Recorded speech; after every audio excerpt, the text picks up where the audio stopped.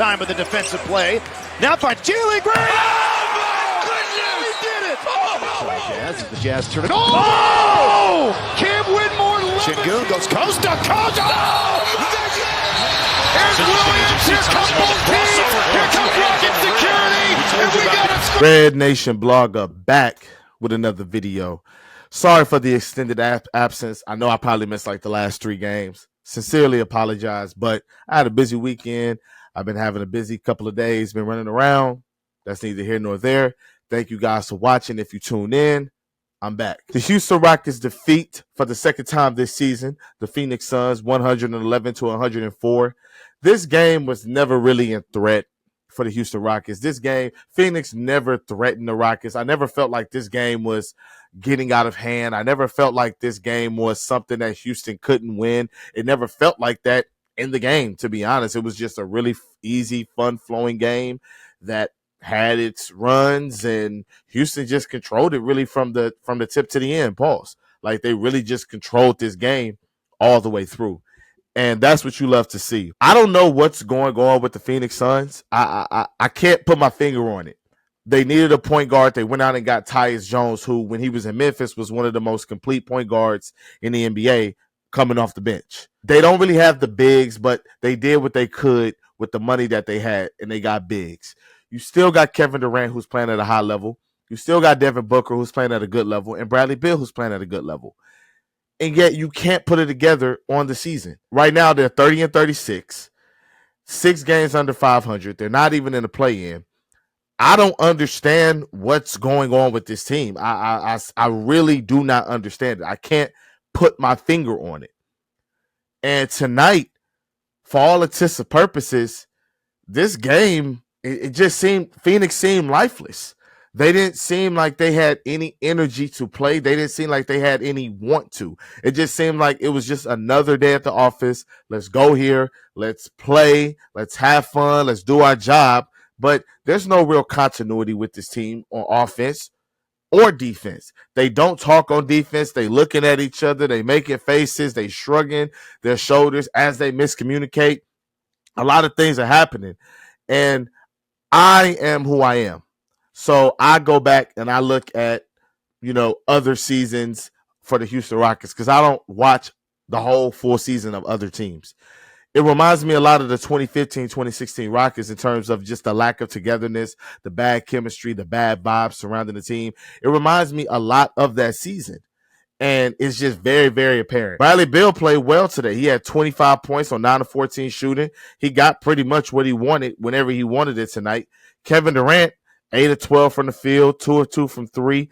He had 5 turnovers, really bad game in terms of just ball security and him protecting the ball. Mason Plumlee got ejected. Him and Steven Adams got into it, slammed him on the ground and everything like that. Devin Booker had probably one of the worst games I've seen from him. Statistically, he was fine, 7 of 15 from the field, 2 of 5 from 3. But Tari Eason kind of had him locked up all night. He really had fits. And then when you look at their bench production is just like it doesn't move you at all. Royce O'Neal had 2 points in 28 minutes. 2 points in 28 minutes. Kevin Durant didn't crack 20 points. Kevin Durant. So I don't really know what's going on with this team. They look lifeless. They look like they're ready for the offseason. It is what it is. Maybe in the offseason we can revisit this and we can see what really went wrong. I'm sure when they blow this team up, we'll hear a lot of reports about what went wrong in Phoenix. This team is lifeless. They are completely lifeless. But on the flip side, the Houston Rockets, again, Houston seems to have turned a corner. They had lost like their last 11 of 16 or something like that. It was crazy. They were really sputtering. They sputtered into the All-Star break. They came out the All-Star break. They looked like they had turned a corner. Then they took some bad losses. Now it looks like that they have been reinvigorated. And it started with Ime going double big. It started with that, to be quite honest. It started with the double big lineup. Now, like as I said earlier, Steven Adams and Miles or Mason, I don't know, Plumlee got into it. So Steven Adams only played 11 minutes. He had 4 rebounds in his 11 minutes, 1 point. But it started with that. the double bigs, and then they play 2-3 zone out of it. It gives this team more length. It gives this team more rebounding. Jabari Smith at the 3 with Jalen Green and like Fred VanVleet or whoever they put in there, Tari Eason, whatever the case may be. It just gives this team another look, and it gives opposing teams like really, really big problems. And ever since they've went to that, and that's been a consistent staple for the past, 3-4 games, it looks like Houston is turning the corner and they're figuring out what they actually need to do and how they're going to actually progress on this season. I'm looking at the numbers. Fred VanVleet, he returns from the ankle injury that he sustained when he re-aggravated it his first game back from the injury. 10 points, 2 rebounds, 4 assists. He looked much better this game. 3 steals. His defense was really good. 4 of 9 from the field, 2 of 6 from 3. And as I said, Fred VanVleet has pretty much taken a back seat. He's pretty much done that since about January 7th-ish. He has not really looked to be that main initiator, to be that main scorer, to be that main playmaker. He really hasn't. And it started when Jalen Green started to flip the page and become a more consistent star. And ever since then, Fred VanVleet seems to just fit his role really, really well. The best games about Fred VanVleet is when you really don't even notice that he was technically like he was out there. Like those are the best games of him because you're not seeing him pound the ball. You're not seeing him make bad decisions. You're not seeing him try to do too much. And that means that's great news for me personally, because if I'm not seeing Fred VanVleet do too much, then that means that the other guys are probably playing very, very well, and you don't have to depend on Fred VanVleet. So these are the type of performances that I like to see personally from Fred VanVleet. Tari Eason, 15 points, 10 rebounds in 26 minutes, 6 of 13 from the field, 2 of 5 from 3, 0 turnovers. Tari Eason was great tonight. As I said, his defense on Devin Booker was really good. He had some good stretches where he defended Kevin Durant really well. I've said this multiple times. I've said this since his rookie season when he was playing in Summer League. If you give him minutes, he's a walking double-double. He's going to get rebounds. He's going to score points. It is what it is. That is what he does.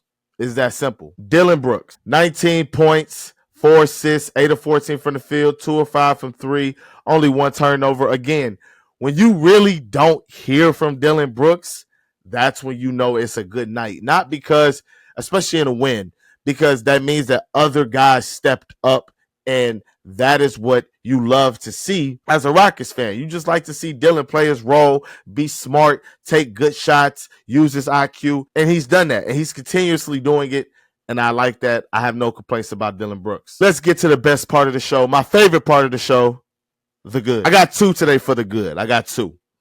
Alperen Sengun, 20 points, 4 rebounds, 7 assists, 7 of 7 from the field, 1 of 1 from the three-point line, 5 of 6 from the free throw line.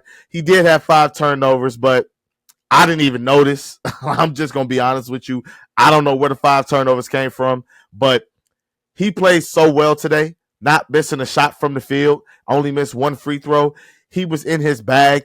He dominated the Plumlee matchup when he had the minutes. He dominated whoever the backup big is for Phoenix whenever he got the opportunity. He just was in his bag. He had a highlight today where he did this pass where Tari is cutting on the baseline. 2 guys are looking at him. He does like this, does a behind-the-back bounce pass, hits Tari right in his hands. Tari finishes on the other side with the dunk. When Alperen Sengun seems like he's turned the corner with his touch returning, with his jump shot, his little floaters returning, he just seems like he's hit a corner. He's turned a corner offensively, and that's been the conversation for Alperen Sengun this entire season. Whether I've had somebody else come on the podcast and we discuss it, or whether I talk about it myself, or whether you've heard about it on other platforms. But now that the touch is returning, you're starting to see Alperen Sengun be that Alperen Sengun that we know and love. Second, on the good, Jalen Green, 29 points, 7 rebounds, 4 assists, 3 steals, 8 of 16 from the field, 3 of 6 from 3, 10 of 11 from the free throw line. He got to the line, only 2 turnovers. That's a big deal to me. In the first quarter, first 2 minutes, he had like a bad live ball turnover, led to points. But after that, he cut the turnovers down. He only had 2. He finished the game with 2 in 36 minutes, led the team in minutes. Jalen Green seems to have turned the corner. It is March after all. We know March Jalen is about business. I'm very proud of him. he really played well, and he's turning the corner with the playmaking. And as I said when I was talking about Fred VanVleet, like, that's the good thing about Jalen's progression.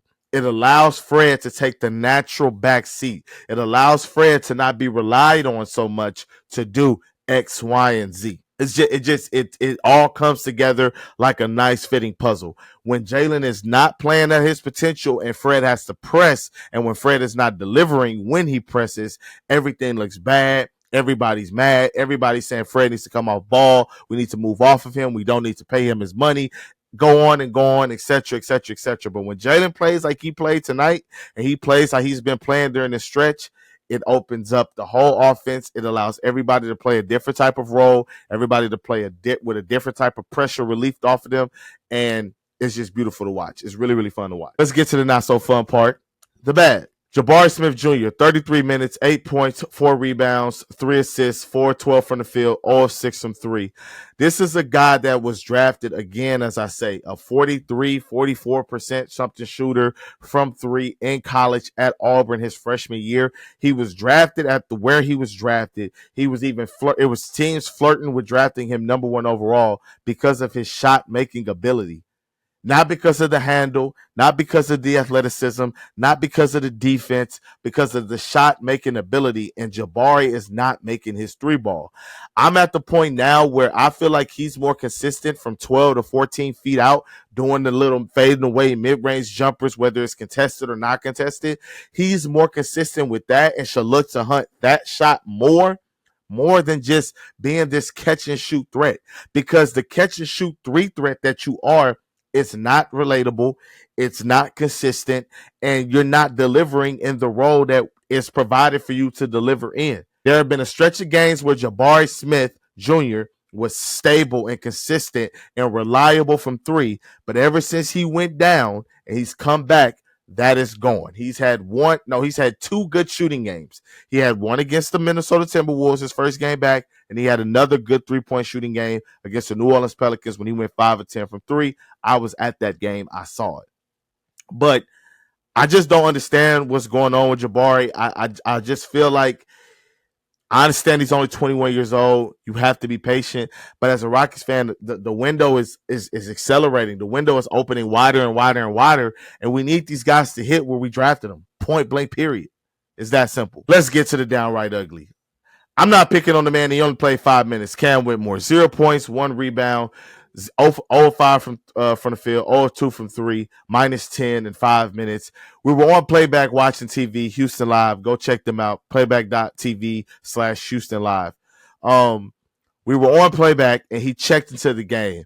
And when he checked into the game, we were joking around. We was like, hey, in the Cam Whitmore minutes, over under 4.5 shots. In 2 minutes, Cam had 4 shots. And y'all see that he didn't make a shot. Cam is just, I think he's out at this point. He's lost. I think I don't know, I wouldn't say he's checked out on the team or the guys or like the brotherhood, but I think he's checked out on being this idea of him being like this role player that's just going to come in and buy into the system and play good defense and not do really what he wants to do, which is have the creative freedom to go out there, play, make mistakes, get better, and then try to turn it around in year 3, year 4. And I think because he came to Houston, when he came to Houston, it's just all bad for him. It's just all bad. He's not able to play with the freedom that he wants. He doesn't have a coach that would allow him to play with the freedom that he wants. There's so many guys in front of him that already know how to play, that already know what to do, and they know what to expect. And that's why he's in the situation that he is in right now. But as always, guys, thank you for watching. Please like and subscribe. Leave a comment below. Let me know what you agree with. Let me know what you disagree with. Let me know what I missed. Let me know what I didn't miss. As always, once again, thank you for watching. RedNationBlogga out.